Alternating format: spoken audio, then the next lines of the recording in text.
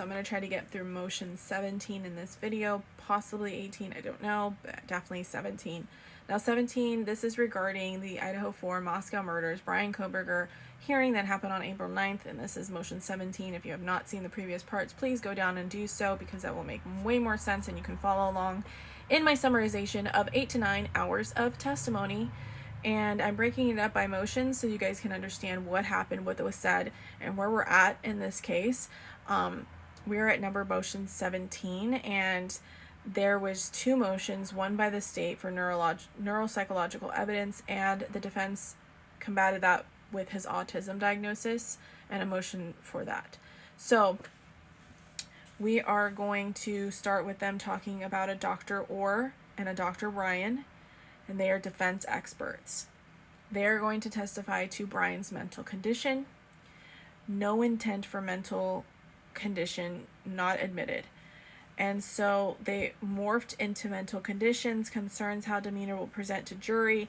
Defense wants to explain the autism prior to the trial commencing in their opening statement so that the jury has an understanding of why Bryan maybe acts the way that he does.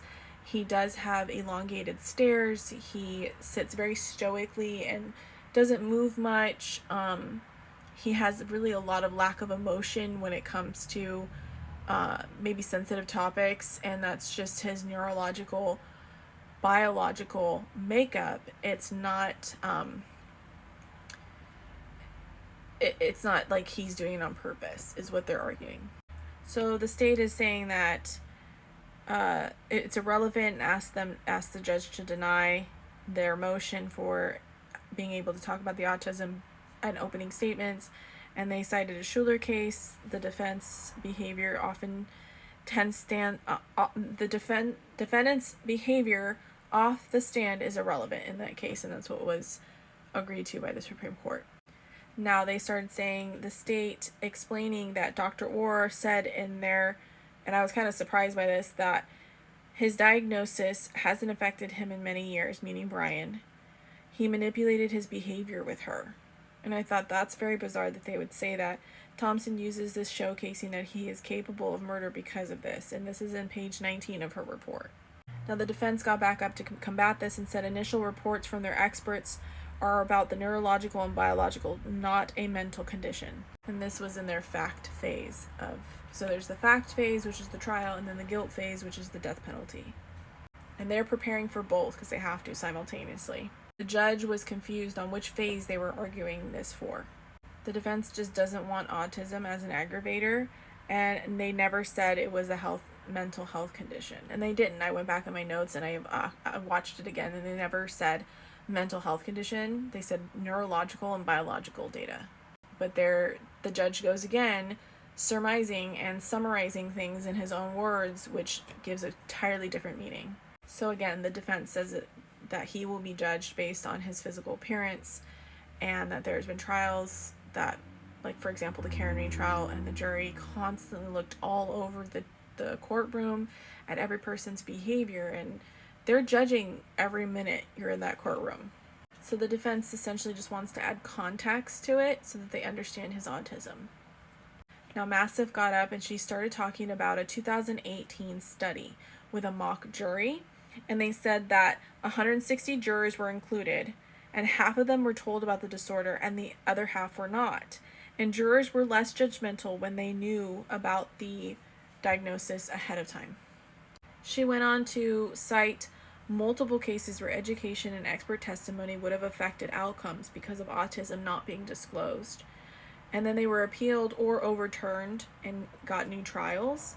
Abuse of discretion not to include this as evidence, and all the judges didn't allow it in those cases, and that's what essentially happened. Bryan will not react to graphic items, she said.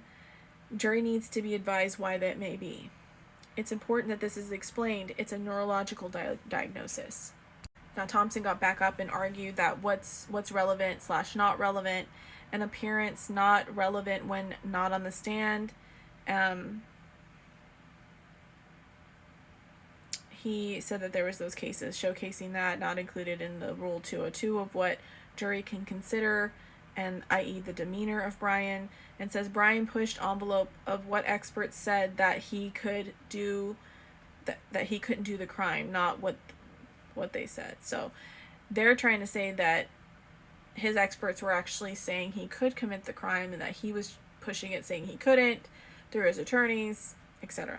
The defense got back up, said 2.5 years of media coverage, everything being judged, that he's evil, he's been labeled as evil, incel, monster with dark eyes based on his appearance in the courtroom.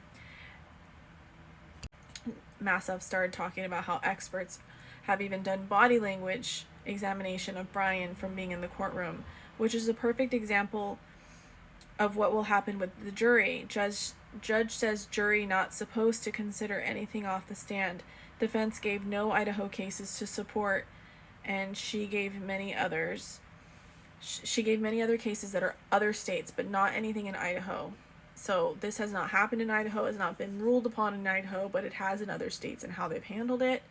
And she said, she snapped back at the judge and said, well, you can have the courage to do this and be the first to, do this in Idaho, meaning allowing his autism to be disclosed prior, at the beginning of the trial.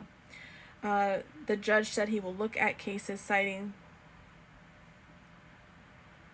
that and then make his decision. So that is motion 17. We are going to move on to motions 18 and 19 next.